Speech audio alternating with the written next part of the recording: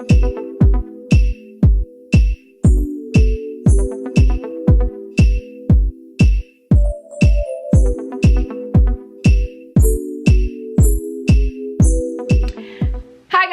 my channel, it's your girl Kirstie, and I am back with another video. So today's video is going to be a story time. It is a continuation of my worst ever series. I believe this is number 4 in the series, and this story time is a story time about the worst lie I ever told in the worst place I could ever tell it, at church. Jesus, I don't know what was going on. So this story time takes place around the same era as the worst babysitter ever story time. If you guys haven't seen that story time, I'll link it up above. This, yeah, the reason why I even went to this church is because of that crazy babysitter I had in that story time. I don't remember what I called her in that story time, but it was with her. So in this story time, I'm going to give her the name Savannah. My sister and I went to this babysitter, and sometimes we would go with her over the weekend. Not very often, just because my mom had work, and sometimes she would take us to work, and other times she would just leave us with the crazy lady Savannah. So this happened to be one of the weekends where Savannah was watching us, and she said that we were going to go to church. So, you know, I'm hype. I'm ready to go to church. And before I tell y'all the story, because it's kind of short, but I'm going to try to, you know, stretch it a little bit. Please remember, okay, I was 7 years old when this happened. That's all I'm going to say. I know the judgment is going to come regardless, and I'm okay with that, but just please remember, I was 7 years old, okay? This church that we went to was a kind of a small church, quaint, cute little church. On this particular Sunday, they were having some sort of conference, I guess, where they would have everyone come in and, you know, preach and sing and dance and, you know, church stuff. For whatever reason, on this Sunday, they had testimonials. Now, y'all could probably guess where this story's going, okay? They had testimonials. And, you know, in my true Aries nature, in my true Kirstie form, I like to tell stories. That's something I've always done my whole life. Like, this right here, this ain't new to me. So on this particular church service, it was the end of the year, going into the new year. And the pastor asked for everyone to stand up and go give their testimonial for what God has done for them in the new year and why they're so grateful for basically God. And everyone was standing in this long line giving their testimonials. That's what was going on. Yes, I knew there was a reason why I wanted to tell the story at the beginning of the year. I forgot. Now I remember. Yes. Okay. I was standing in this line, and there's this one microphone, and everybody's just, you know, giving their stories. Telling me, so, oh my God, you know, I'm so blessed. You know, God has brought me through it much. You know, telling their stories, and hopefully they were telling the truth, because I know I didn't. And you guys, you know, it's getting closer and closer to me, and I'm in line, and I'm thinking, what am I going to say when I get up there?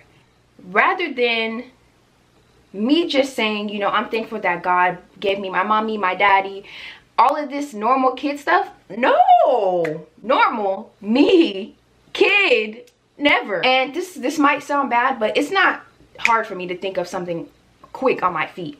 Like in interviews, I always do really well because I can always think of a story quick on my feet. You guys, like I said, the microphone is getting passed down. People are sharing their testimonials, crying, you know, applauding, everybody's singing. And the microphone gets to your girl. Oh my God, this is so cringy. So they hand the microphone to me, and this is what I said. So I decided to tell a story about a brother that I never had, who was kidnapped. Oh my God. I can't even say it because it's so ridiculous. A brother who was kidnapped, and, you know, my mom was extremely distraught. My family was torn apart because my brother got kidnapped, and they ended up finding him dead. But I'm thankful to God because we were able to find my brother, and he's with God now and not suffering on earth with us. Y'all, when I tell you guys I had this church bawling, everybody in the church was crying. Like, the pastor was crying, the guests were crying, the speakers were crying. Even Freaking Savannah was crying. Only person who wasn't crying, my little sister. My little sister looked pissed because she's looking at me like I'm gonna have to go after you, and my little sister is not somebody who likes attention on her like that, and she does not like to speak in public. So then, y'all, I think they had to take a break because everyone was crying so much because of my testimony. And y'all, this is so sad to say, but I felt no way about lying after that. I didn't. I don't know why I didn't feel any way about it, but I just felt like, okay, they wanted a story and I gave them a good story. Oh my God, this is so horrible. I don't even know.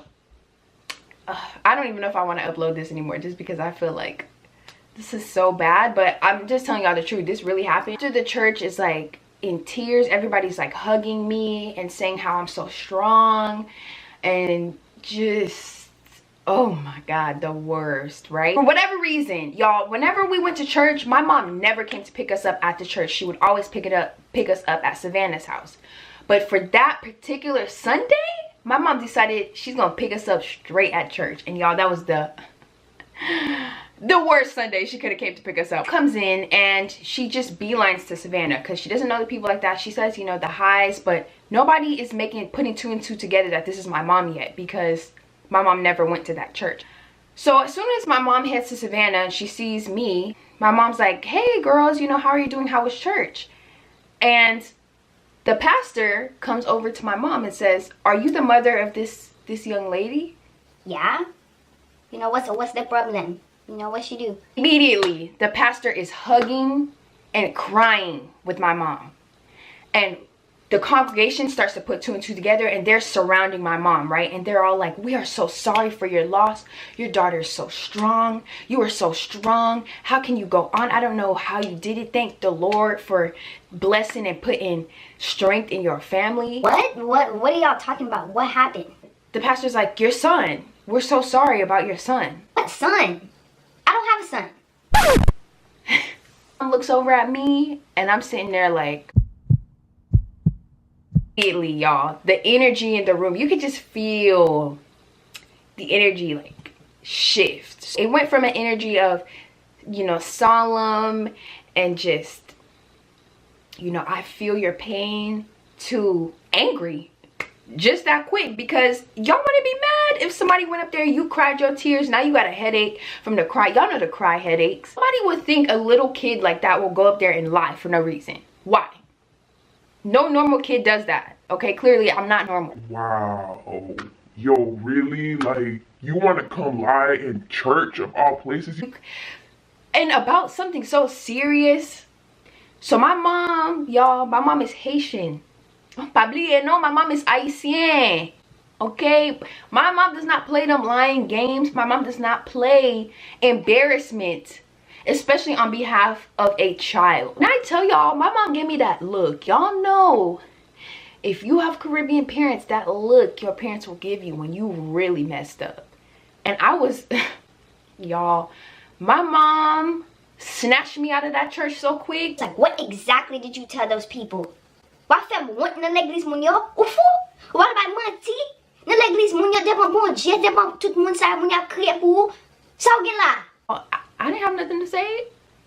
I really think the only thing I said was, I mean, they wanted a story, so I gave them one. No remorse at all for the story, the lie that I told. And thank God for the gift of grace, because I know he forgave me for that. But it's just so cringy. I don't know why I did that. I don't know why I did that. I don't know why I did that. Why? I don't know. Needless to say, I never went to that church ever again in my whole life.